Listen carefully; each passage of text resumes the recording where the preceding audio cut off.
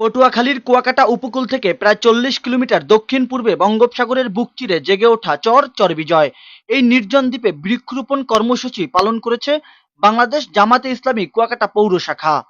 কুয়াকাটা পৌর জামাতের পক্ষ থেকে চরবিজয় কুয়াকাটা সন্নিকাটি জেগেছে, সে চরের নাম হচ্ছে চরবিজয়। আমরা চরবিজয় বনায়ন করার জন্য এবং বৃক্ষরোপণ রোপণের অংশ হিসেবে আমরা এখানে ২০০০ তালের বিচি, কিছু বট গাছ, কিছু খেজুর গাছ, কিছু তালের চারা রোপণ করার জন্য এখানে আসছি।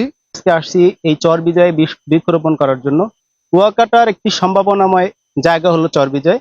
এখানে একটি চমৎকার টুরিস্ট প্লেস, যদি এখানে একটু তদারকি করে কিছু বৃক্ষরোপণ করা হয়, এটাকে সবুজে সমারোহ করা হয়, তাহলে এখানে ট্যুরিস্টদের একটি সুন্দর স্পট হবে বলে আমি মনে করি। কারণ এটা হতে পারে সেন্ট মার্টিনের মতো একটা পয়েন্ট।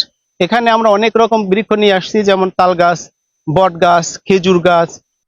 মঙ্গলবার দুপুরে কুয়াকাটা জিরো পয়েন্ট থেকে ২০ জন কর্মী স্পিড বোট করে পৌঁছান চরবিজয়। সেখানে প্রায় ২০০০ তাল, বট ও নারিকেল সহ বিভিন্ন প্রজাতির চারা রোপণ করা হয়। চরজুড়ে গড়ে তোলা হয়েছে সবুজ বেষ্টনী। তাল গাছগুলো রোপণ করা হয়েছে বিভিন্ন নকশায়। বনায়নের জন্য আমরা এক পরিকল্পনা দীর্ঘদিন থেকেই নিয়ে আসছি। তো বর্ষা মৌসুম শেষ হয়ে গেছে, এই মৌসুম শেষে আমরা কয়েক হাজার গাছের চারা এবং বীজ নিয়ে এখানে এসেছি। এইগুলি আজকে রোপণ করা হয়েছে। এই কর্মসূচি আমাদের চলমান থাকবে।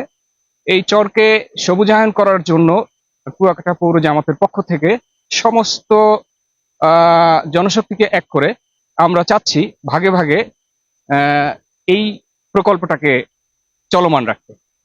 চরবিজয়কে সম্ভাবনাময় দ্বীপে রূপ দিতে নিয়মিত বৃক্ষরোপণ অব্যাহত রাখা জরুরি বলে মনে করছেন সাবেক পৌর আমির মাইনুল ইসলাম মান্নান। তিনি বলেন, সেই চরবিজয়কে একটু সৌন্দর্য করার জন্য আমরা বাংলাদেশ জামাত ইসলামী কুয়াকাটা পৌরসভার পক্ষ থেকে আমরা ২০০০ সালের তালের বিচি রোপণ করার পরিকল্পনা নিয়ে আজকে চরবিজয় আমরা অবস্থান করতেছি। আমাদের সংগঠনের প্রায় ২০ জনের বেশি কর্মী বাহিনী আছে, তারা তালের গাছ লাগানোর জন্য সবাই ব্যস্ত আছেন। এই তাল গাছের সাথে বট গাছ, যেটা মানুষের ছায়াদার গাছ, সেই ছায়া দেয় মানুষদেরকে, এবং খেজুর গাছটা হলো আমাদের ইসলামিক একটি নিদর্শন। সেই হিসেবে আমরা কয়েকটা খেজুর গাছের চারাও রোপণ করেছি, আর তাল গাছ তো রোপণ করেছি, তার সাথে বট গাছ মানুষের ছায়া দেওয়ার জন্য রোপণ করেছি।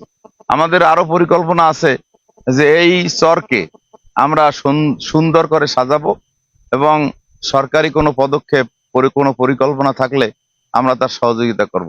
বিশেষজ্ঞদের মতে চরবিজয় এই বৃক্ষরোপণ শুধু ভাঙন রোধ করবে না, বরং পাখি, মাছ ও জীববৈচিত্র্য রক্ষায় গুরুত্বপূর্ণ ভূমিকা রাখবে। সবুজে ঘেরা এই দ্বীপটি একদিন হতে পারে নতুন পর্যটকদের সম্ভাবনাময় কেন্দ্র। জাহিদুল ইসলাম জাহিদ, খবর কুয়াকাটা।